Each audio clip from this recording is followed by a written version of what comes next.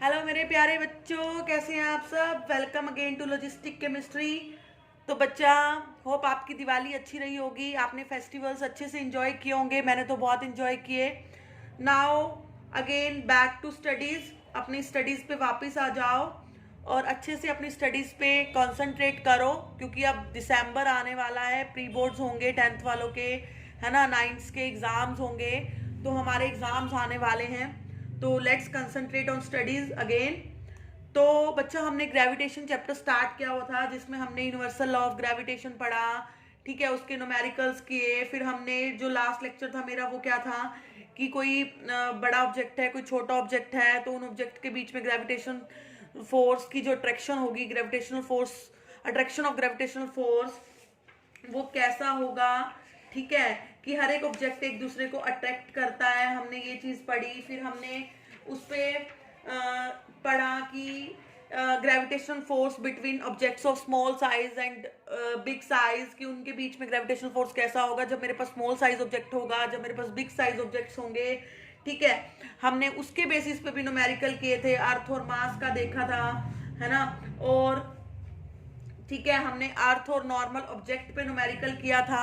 तो नाउ हमारा next topic है राजे, फ्री फॉल। तो what is free fall? Free fall क्या होता है बच्चा? अगर कोई भी बॉडी हाइट से मैं फॉल करती हूं, कोई भी ऑब्जेक्ट को अगर मैं हाइट से छोड़ती हूं, तो वो अर्थ की तरफ अट्रैक्ट होता है। ठीक है, under the gravitational force of अर्थ। तो उसको मैं क्या कहती हूँ? Free fall. लाइक ये मार्कर है मेरे पास, देखो ये मार्कर है, अगर मैं इसको हाइट से, किसी हाइट से छोड़ती हूँ, तो ये नीचे आता है, मतलब ये अर्थ की तरफ अट्रैक्ट होता है ना। क्यों अट्रैक्ट होता है अर्थ की तरफ? Due to the gravitational force of earth. इसी को मैं क्या बोलती हूँ? Free fall. और उस बॉडी को, जो ऑब्जेक्ट को मैंने हाइट से फेंका है, जो ऑब्जेक्ट को अर्थ ने अपनी तरफ अट्रैक्ट किया है, उस बॉडी को मैं क्या बोलूंगी? Freely falling body. क्या बोलूंगी? Freely falling body. तो बेटा, हमारी जो अर्थ है, इसका मतलब जो हमारी अर्थ है वो सब ऑब्जेक्ट्स को अपनी तरफ क्या करती है? अट्रैक्ट करती है। लाइक अगर मैंने कोई स्टोन लिया, उसको मैंने रूफ से फेंका, तो वो नीचे ही आता है। क्यों? क्योंकि अर्थ उसको अपनी तरफ अट्रैक्ट करती है। ठीक है, पहले के जमाने में बच्चा क्या सोचते थे, या earlier it was thought that lighter objects fall slowly. जो हल्के ऑब्जेक्ट्स होंगे, जिनका मास कम होगा, वो धीरे धीरे आएंगे, अर्थ की तरफ अट्रैक्ट होंगे। But heavier objects fall more rapidly. जो हैवियर ऑब्जेक्ट्स होंगे, जो भारी होंगे, वो क्या करेंगे? जल्दी आएंगे। लाइक एक एग्जांपल लेते हैं। मान लो मेरे पास एक कॉइन है, आई हैव वन कॉइन। मेरे पास एक कॉइन है और मेरे पास सेकंड फेदर है। फेदर मतलब पंख, है ना। एक मेरे पास कॉइन है और एक मेरे पास फेदर है। तो अगर मैं आपसे पूछूं कि बच्चा, अगर मैंने एक फेदर और कॉइन को मैंने ऊपर छत से छोड़ा, तो पहले कौन आएगा? सोचो। और प्लीज वीडियो को पॉज करके कमेंट जरूर करो कि पहले कौन आएगा। ठीक है, मैं वीडियो को यहीं पॉज करो और बताओ कि पहले कौन आएगा। और if you are attending my premiere, then chat box में लिखो कि पहले कौन आएगा। I want a reply. ठीक है, तो आई वॉन्ट अ आंसर। मुझे आंसर चाहिए कि पहले कौन आएगा। तो मैं आपको 5 सेकेंड्स दे रही हूं, जल्दी से आंसर करो। 1 2 3 4 एंड 5। या वेरी गुड। तो मोस्टली आप लोग आंसर करेंगे कि मैम कॉइन पहले आएगा, है ना। क्यों? क्योंकि कॉइन हैवी है, ये जल्दी आएगा। फेदर क्या होता है? फेदर, फेदर का मास कैसा होता है? बताओ। फेदर कॉइन से भारी है या हल्का है? फेदर कॉइन से भारी है या हल्का है बच्चा? ऑफ कोर्स हल्का है। कॉइन हैवी है, फेदर हल्का है। तो तुम कहोगे कि मैम फेदर बाद में आएगा और कॉइन पहले आ जाएगा। क्यों? इसका मास ज्यादा है, ये हैवी है, तो जब मैं इसको फेंकूंगी तो ये जल्दी आएगा। आप करके देख लो, एक फेदर लो या कॉइन लो और कॉइन से कुछ हल्की चीज लो, पेपर ले लो, पीस ऑफ पेपर ले लो, उन दोनों को एक साथ फोल्ड करवाओ, ठीक है, और फिर देखो कि पहले कौन आ रहा है। तो ऑफ कोर्स कॉइन आएगा उस केस में भी पहले, और जो पेपर है, पीस ऑफ पेपर है, वो बाद में आएगा। क्यों? Piece of paper is lighter than coin, ठीक है। But this is wrong. तो this was later on found to be wrong by Galileo.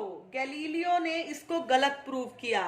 Galileo भाई हमारा कहता कि भाई acceleration of object falling freely towards earth does not depend on mass, कि वो मास पे डिपेंड ही नहीं करता। तो हमारे गैलीलियो भाई ने क्या बोला था कि भाई जो एक्सेलरेशन है ऑब्जेक्ट का, या उसने जो जिस स्पीड से नीचे आना है, वो उसके मास पे डिपेंड नहीं करता। बट हमें तो यही दिखता है। अब तुम बताओ गैलीलियो भाई गलत है या गैलीलियो भाई सही है? कोई नहीं, हम वो भी प्रूव करेंगे।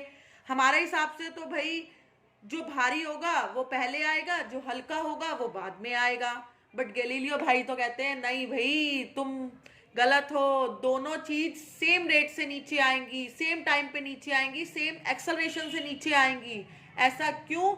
वो कहता कि जो उनका एक्सेलरेशन है वो उनके मास पे डिपेंड नहीं करता। उसने ऐसा क्यों बोला भाई? तो हमारे गैलीलियो भाई ने इसका रीजन क्या दिया बच्चा? ही सेड कि जो उनका एक्सेलरेशन है वो मास पे डिपेंड नहीं करता। उनका एक्सेलरेशन किस पे डिपेंड कर रहा है? सरफेस एरिया पे। हमें फेदर की स्पीड कम क्यों दिखाई देती है, या फेदर बाद में आता क्यों दिखाई देता है? क्योंकि जो पंख होता है, जो फेदर होता है, उसका सरफेस एरिया क्या होता है? ज्यादा होता है। सरफेस एरिया समझते हो ना, कि उसका सरफेस एरिया क्या होता है? ज्यादा होता है। तो जिसकी वजह से जब वो ऊपर से मैं उसको नीचे फेंकती हूँ तो एयर जो है उसको ज्यादा रजिस्ट करती है, एयर उसके पाथ में ज्यादा रुकावटें पैदा करती है। दैट्स वाई वो बाद में आता है। कॉइन देखो, फेदर इज लाइक दैट, है ना, एंड कॉइन इज दिस। तो इसका सरफेस एरिया ज्यादा है, इसका सरफेस एरिया कम है, ठीक है। तो इसका सरफेस एरिया ज्यादा होने की वजह से जब एयर इस पे स्ट्राइक करेगी तो इसके पाथ में ज्यादा रुकावटें पैदा करेगी as compare to this coin. क्योंकि इसका सरफेस एरिया कम है तो इसको एयर कम रजिस्ट करेगी, एयर कम रुकावट डालेगी इसके पाथ में, तो ये पहले आ जाएगा और फेदर हमारे पास बाद में आएगा। क्लियर है? अब तो क्लियर होना चाहिए ना, इतने इजी वे में समझाया कि हमारे गैलीलियो भाई ने इतना आसान सा उसका आंसर दिया कि तुम सबको आसानी से समझ आ जाए। ठीक है भाई, कोई लॉजिक होगा तभी तो उसका इतना नाम है, उसके लॉजिक में दम भी था। तुम खुद देखो उसके लॉजिक में दम है या नहीं। उसने सही कहा कि उसके मास पे डिपेंड नहीं करता कि वो भारी है या वो हल्का है। ठीक है, उसने इस चीज को बाद में प्रूव भी किया। ठीक है, उसने नहीं प्रूव किया, सॉरी, एक और हमारे भाई आए थे, रॉबर्ट बॉयल। उन्होंने इस चीज को प्रूव किया था। उन्होंने क्या किया बच्चा? उन्होंने वैक्यूम क्रिएट किया। वैक्यूम का मतलब कि वहां पे कोई भी एयर नहीं थी। ठीक है, एयर को उसने खत्म किया, वैक्यूम क्रिएट किया, और तब जब उसने उस वैक्यूम में फेदर को और कॉइन को फेंका ऊपर से नीचे, तो वो दोनों सेम रेट से, सेम एक्सेलरेशन से हमारे पास पहुंचे। सेम रेट से वो कहां पहुंचे? अर्थ पे पहुंचे। तब क्यों ऐसा हुआ? क्योंकि वहां पे एयर थी नहीं, तो सरफेस एरिया वाला केस भी खत्म हो गया। क्यों? जब कोई चीज हमारे रास्ते में है ही नहीं, हमारे रास्ते में रुकावट पैदा करने के लिए है ही नहीं, हमें रजिस्ट करने के लिए है ही नहीं, तो फिर हमें क्या फर्क पड़ता है? हम अपनी स्पीड से चलेंगे, है ना। तो सेम फेदर और कॉइन के केस में था। कॉइन और फेदर के केस में जब उसने वैक्यूम क्रिएट किया तो वहां एयर थी नहीं, तो उसने कोई रुकावट ही पैदा नहीं की, उसने कुछ रेजिस्टेंस ही नहीं दिखाया। तो जब रेजिस्टेंस नहीं दिखाया तो दोनों सेम रेट से, सेम एक्सेलरेशन से अर्थ पर आ गए, है ना। So this has been shown by the means of experiments done in vacuum by Robert Boyle ने क्या किया था बच्चा? उसने क्या किया? उसने एक क्या लिया था?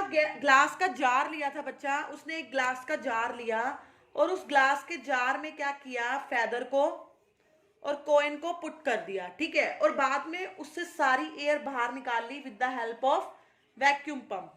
और फिर उसके बाद उस जार को क्या किया, उल्टा कर दिया। जैसे ही उसने उल्टा किया तो उसने क्या देखा कि दोनों क्या थे, सेम एक्सेलरेशन से नीचे गिर गए। सेम एक्सेलरेशन से कहाँ आ गए, हमारे नीचे आ गए, ठीक है। तो जब the feather and the coin both were put in the glass jar and the air from the gas jar were removed by the using a vacuum pump, उसने वैक्यूम पंप की हेल्प से पहले उसमें से एयर बाहर निकाली, vacuum create किया।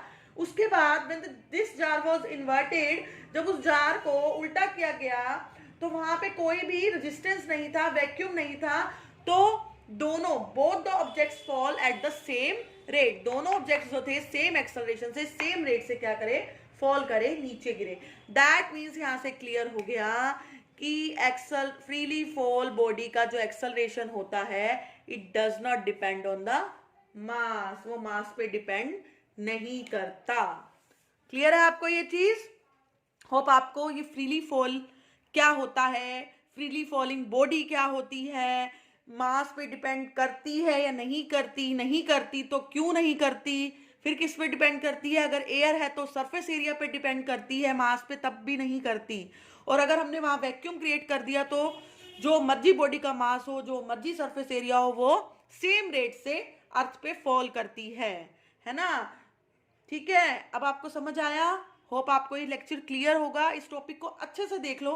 जिसने मेरे बैक लेक्चर्स नहीं देखे हैं, फर्स्टली पहले बैक लेक्चर्स देखो, देन इस टॉपिक पे आओ, तभी ये टॉपिक अच्छे से क्लियर होगा।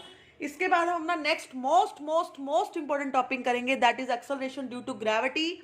उसकी कैलकुलेशन भी करेंगे, स्मॉल जी की वैल्यू क्या आती है वो भी देखेंगे। तो मिलते हैं फटाफट से नेक्स्ट लेक्चर में। तब तक मेरे सारे लेक्चर्स अच्छे से देख लो, कमेंट जरूर किया करो आपको लेक्चर्स कैसे लगे। चैनल को सब्सक्राइब नहीं किया है तो सब्सक्राइब करो। मोस्ट इंपॉर्टेंट, नोटिफिकेशन बेल को प्रेस करना मत भूलो, अगर वो प्रेस होगी तभी आपके पास नोटिफिकेशंस आएंगी, ठीक है। तो अपना साथ ऐसे ही बनाए रखो मेरे साथ, मैं ऐसे ही मोटिवेट मुझे करते रहो ताकि मैं फटाफट से वीडियोस अपलोड करती रहूं, आपका सिलेबस फटाफट से फिनिश कर दूं। और कोई डाउट हो तो बेटा कमेंट सेक्शन में ज़रूर मेरे साथ डिस्कस किया करो, ठीक है, मैं ज़रूर रिप्लाई करूंगी। Thank you so much, thank you for watching.